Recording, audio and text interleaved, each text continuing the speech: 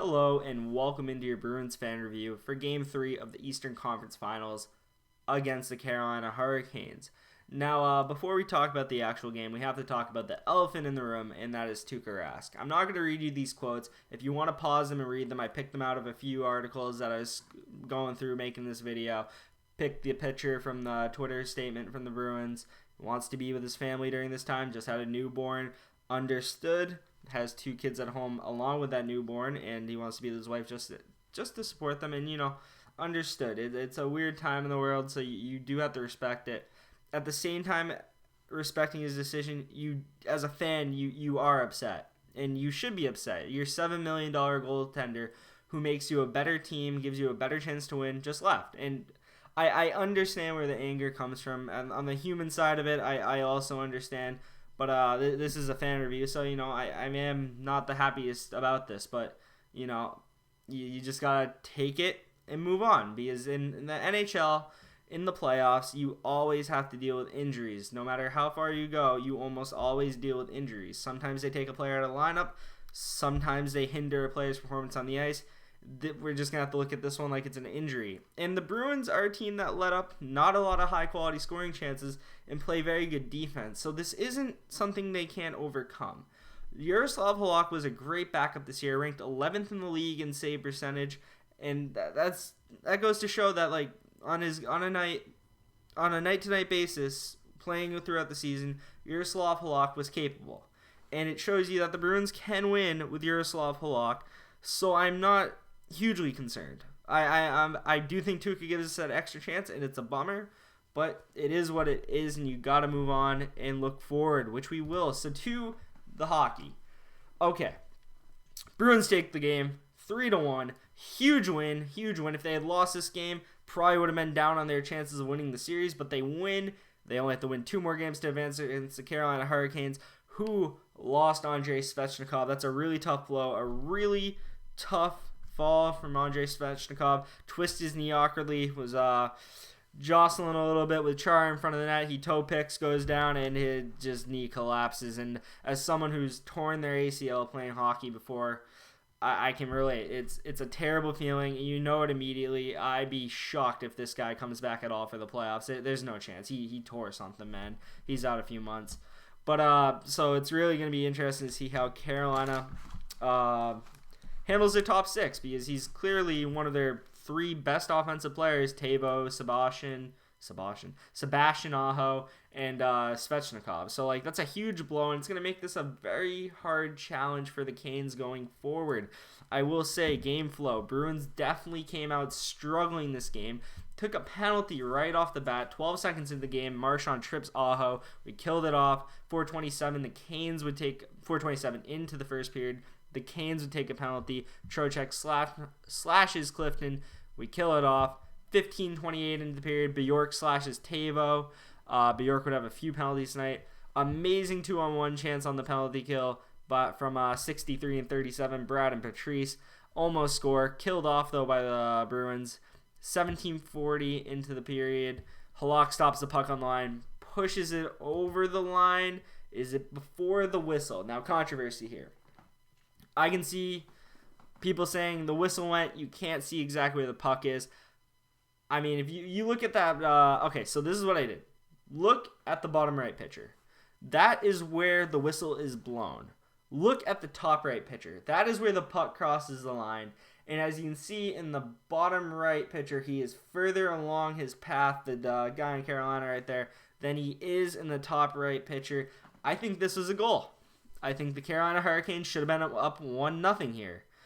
They definitely, from game flow, deserve to have a goal this period. You can see, I couldn't really get the puck, but if you look in the top right picture, right where the YouTube bar is and where it meets Halak, the puck is there, and it is clearly over the line.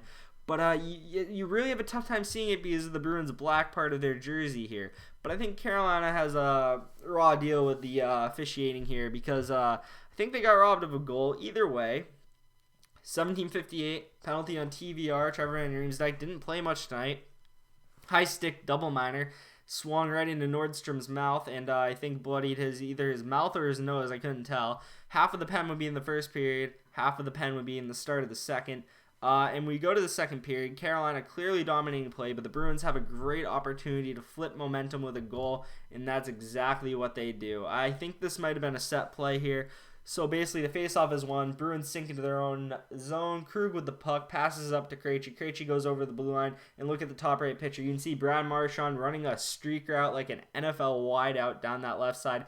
Krejci on the far side dumps the puck in, crosses the zone, bounces off the boards. Brad Marchand puts a puck on net high on Mrazek. Mrazek shoulders it off, goes right out in front, and Charlie Coyle with the baseball swing, as my friend Brian says, like Scott Hartnell, because Scott Hartnell scored a goal once like that, bats it out of the air past Mrazek, and the Bruins take a 1-0 lead and flip momentum from this point on. And I think from this point on, you can say the Bruins were dominating play.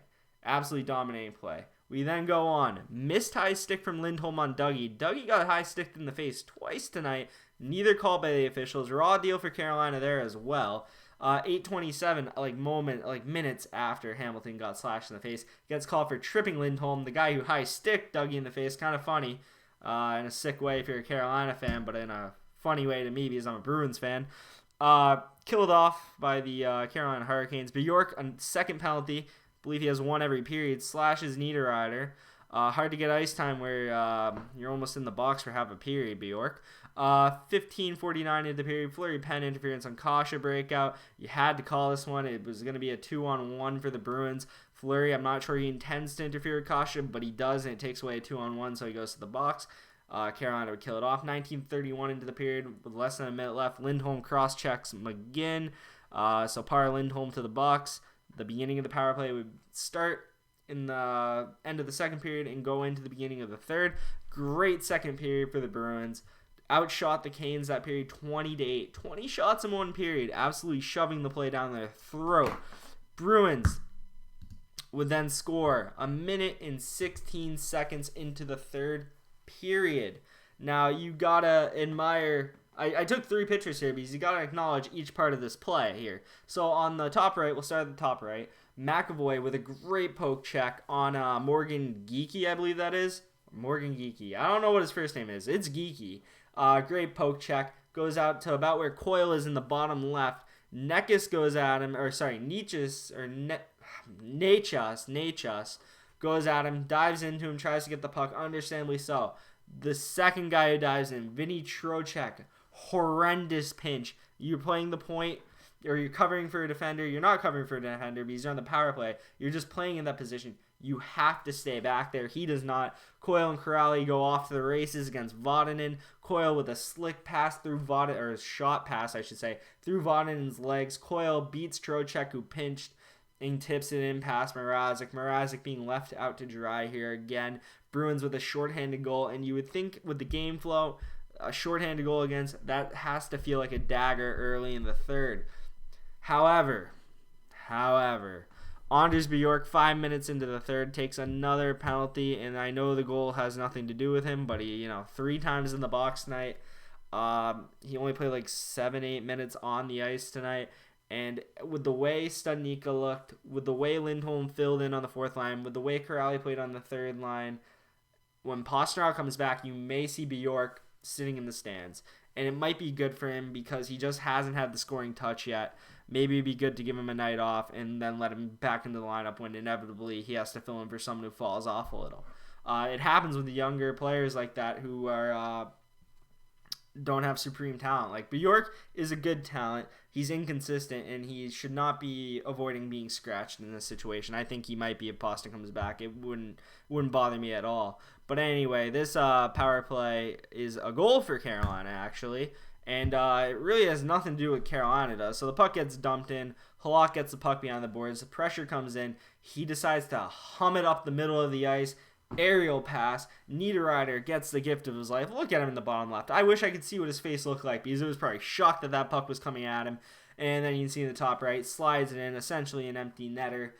And the Bruins have to fight for the win. They have to fight. They have to defend. Carolina doesn't do the best shot of putting on pressure. I believe they only had 2 or 3 shots after that goal. They had about 13 minutes left in the period. 3 shots on goal. Whereas the Bruins in the last game, They were down by 1 for a lot of the third period, chance after chance after chance. These Hurricanes just didn't have that fight in them. We'll say somewhere in between here, I can't remember if it's before the Niederreiter goal or after, Svechnikov absolutely just destroys his knee in that thing in front of the net with Char. So you lose that guy, so that makes it a little tough to generate offense, but I don't think even if he stays healthy that changes anything. Just with the way the game had gone, with the way the Canes played after the goal by Niederreiter, like that doesn't even spark your fire. Like it doesn't spark a light. I don't know. I thought it was uninspiring performance by the Canes after the first period. It's almost like once the Bruins went up 1-0, and the Carolina Hurricanes just like didn't have the fight in them, which is kind of strange considering their reputation. But Bruins empty netter.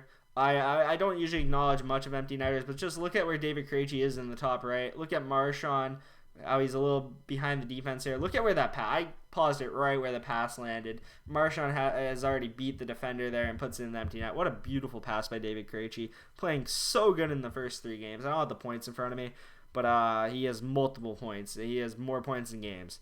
I believe he had 2 tonight as well, if I'm not mistaken. I believe he had the assist on the Coyle goal, the secondary assist, and he had the assist on the empty netter. So there's 2 tonight, and I know he has another multi-point game early in the series.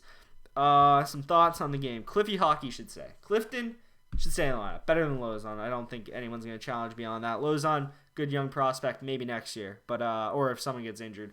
But right now, Clifton's the best option in the position. Caution needs to finish a chance.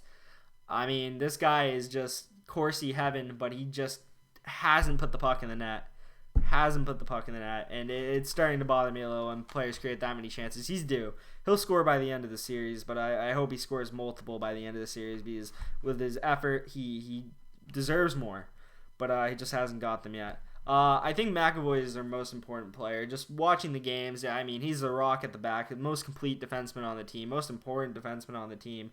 And I feel like if you take McAvoy out of the lineup, it hurts us more so than any other player, barring maybe Bergeron because of what Bergeron brings to the table as a two-way player on the penalty kill and all that.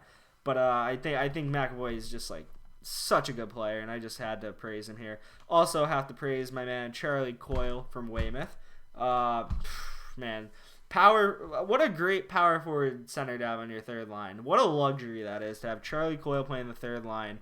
Buy a Coyle jersey. You won't regret it. He's amazing. I hope he's with the Bruins for a while. He plays such a good play style in that slot in the lineup, and you see Charlie Coyle make these power moves that third liners just usually aren't able to make.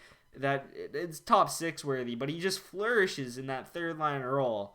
When you put him in the top 6, he just doesn't seem to have that pop because you usually play him on the wing. But at center, on the third line, what a fit. The Halakness monster. Yaroslav Halak, minus that one mistake. What a game. If he doesn't make a few saves in the first period, Bruins could be looking at a different result here. You got to acknowledge that. I already mentioned how Bjork might come out of the lineup. Each team 1 for 5 on the power play. Both teams even with penalties and opportunities. Both 1 for 5. Neither probably too happy about their power play tonight. Should Canes go away from Mrazek? It's Mrazek or Reimer. Reimer looked very good in the last game despite a few shaky rebounds. Mrazek's their guy though, but I wouldn't put this game on him. But Reimer looked good in the last one, so you gotta ask yourself, do you put in Reimer? I wouldn't. I would stick with Mrazek just because I go with the guy who's looked better in my opinion. I think Mrazek overall has looked better. My 3 players of the game in this order: Coyle, McAvoy, Halak, with 4th to Krejci. 2 great assists by Krejci. Goal and assist by Coyle, and Halak with 1 goal against and probably high 20s in saves, low 30s. I don't know specifically, but I'm just giving it to him for holding up in the first period and doing what he needed to do. He'd probably be the first star had he got the shutout, or a second star. But that's all I have for you today. I hope Tuukka Rask made the right decision that he is happy with, and I hope the Bruins do well with Halak. Bruins up 2-1 in the series, beat the Canes 3-1, and I'd like to thank you for watching. Subscribe if you like my Bruins coverage and hockey coverage in general. I have videos on the channel that aren't the Bruins, mostly the Bruins during the playoffs times, but is what it is. Subscribe if you like the video, please, and thank you, and I will see you in the next one. Game 4 is on Monday. So Monday night you'll get a video. Bye.